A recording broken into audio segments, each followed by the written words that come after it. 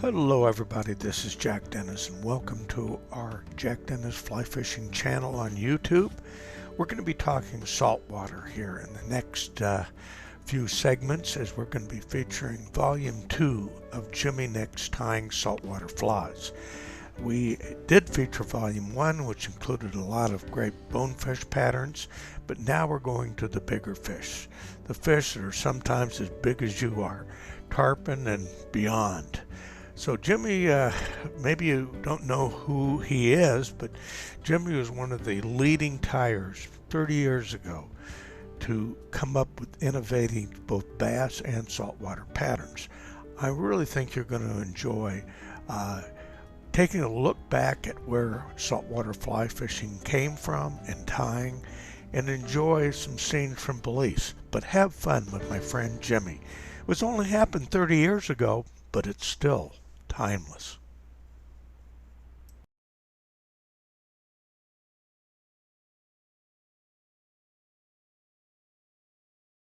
Flash.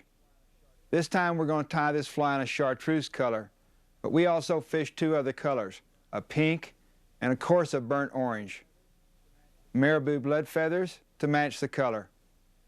Hackle, taxidermy eyes, anywhere from a 5 to 8 millimeter according to the size of the hook you're using. You can use amber or red. 15-pound hard mason monofilament as a weed guard.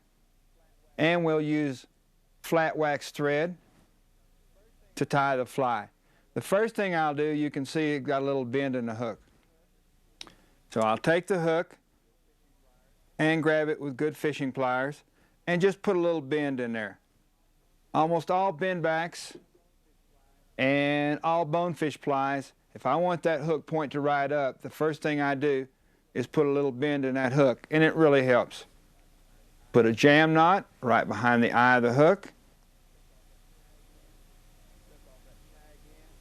Clip off that tag in.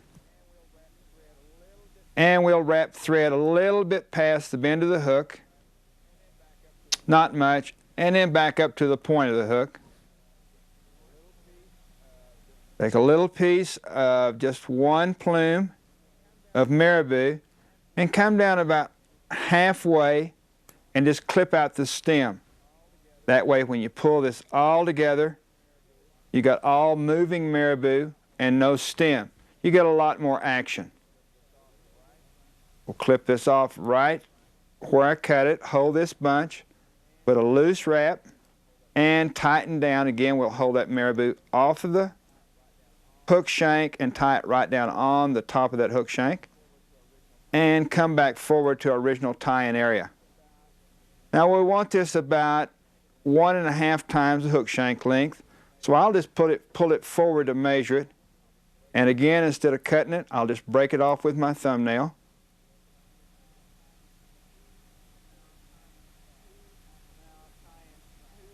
Now I'll tie in 2 hackle feathers, one on each side.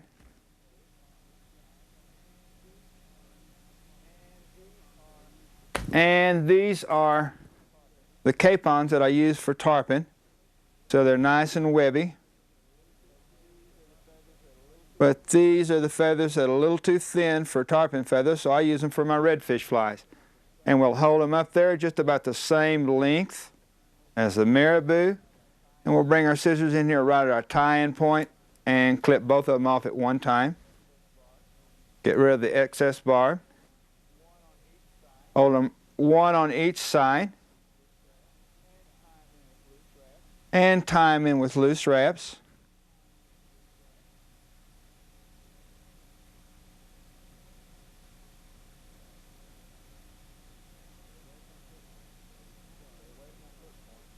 Stay away from that hook point because it's sharp. I've already sharpened the hook.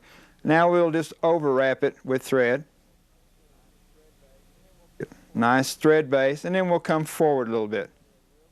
Cement this area real good with Flex cement. And we want to put it back there too far because we don't want that Flex cement to wick into the marabou. And just cement that whole thread base now. Okay, we'll take an epoxy eye, and again I'll take my little Xeron pliers, and I use the width of my little Xeron pliers. It looks like about 1/8 of an inch, but it's not that critical. And we'll just bend the wire, and then we'll come in here and cut it off. And we want to cut it off where it extends back to our tie-in area of the marabou. And it'll be about 1/3 the hook shank length behind the eye of the hook. And we'll just hold it right on the side. I'm just going to put it in there real loose to start with, but I want it kind of right up on top of the shank of the hook. I'll tie the other one in the same distance from the eye.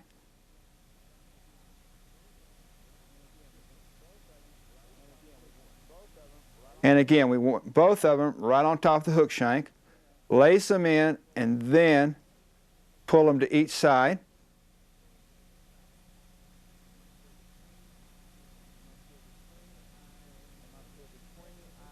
Come up here between the eyes and we'll X them with thread. And again, you just adjust them as you go. I always use my fingernails. I swear that's the best fly tying tool a fly tyer's got. And again, we'll just X them with thread.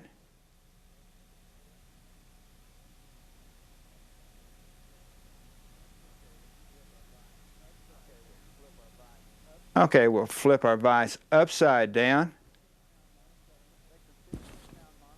Take some 15-pound monofilament and cut off a piece a couple of inches long. Now we'll just double these back as such and just form a little loop. Now the reason we're doing it this way is because we're going to let the natural curve of the monofilament help us in making this weed guard. Put it on the bottom of the hook shank, hold it together a couple of wraps, and again, just adjust it as you go. Be sure, just wiggle it, be sure it's right on top of that hook shank. Bind it down going back real good. Bring our little cutters in here.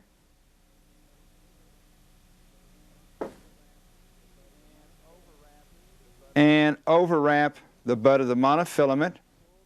Come back up, pull the loop up, and tie right in front of it.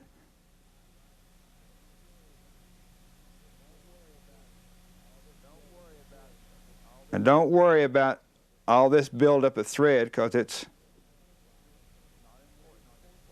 it's not important on this fly. And we just force that monofilament up straight. Come in here with our clippers, clip it in the middle, cut it where it's about 1.5 times the hook gape. Separate these two little pieces of monofilament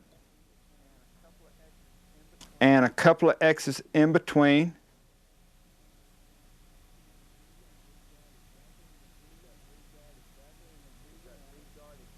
When you get that weed guard exactly in the V you want it, saturate that tie-in area with Flex Mint.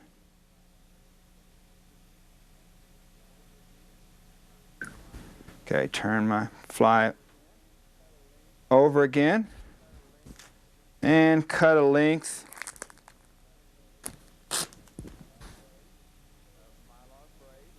of Mylar braid. And this is pearl that's dyed the specific color. Tie it right on top of the hook shank. Come back to about the barb of the hook. You're going to have to take it easy because we got a lot of stuff sticking around. And come all the way to the front and back of where you want to tie off. Okay, now we'll just wrap this area forward.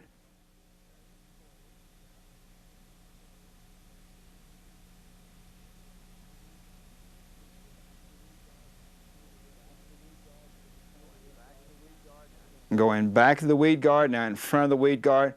Now we're going to build up a little diamond shape. We'll cross between the eyes, come around the hook shank, and go to the opposite side. I come around underneath, X through, over the top, back the other direction. Behind the eye, and a couple of times we're just building this area up. In a little diamond shape. And just force that in there. Pull that little eye back.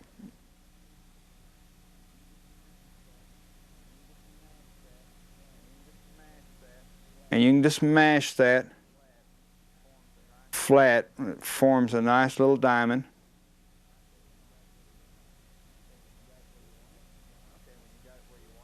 Okay, when you got it where you want it, we'll check the bottom. Bottom looks good. Bring it up, tie it off.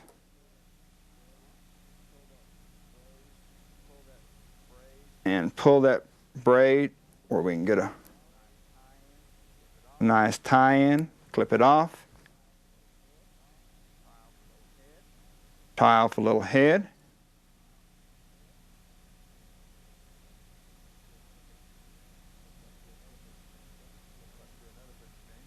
Now let's do another whip finish. That one slipped out of my hand. There again, the neat thing about fly tying is you can always go back and do it again. And we'll saturate that head area with Flexament.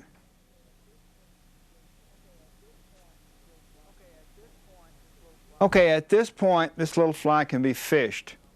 A lot of times I'll put a real thin coat of epoxy if I want this fly to last a long time.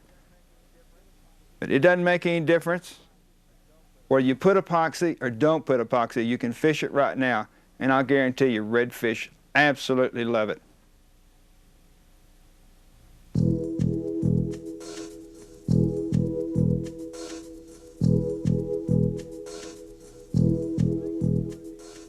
Thanks for joining me on this tape. I know that sometimes fly tying can be frustrating. Watch this video and practice, and I know someday I'll meet you out on the flats.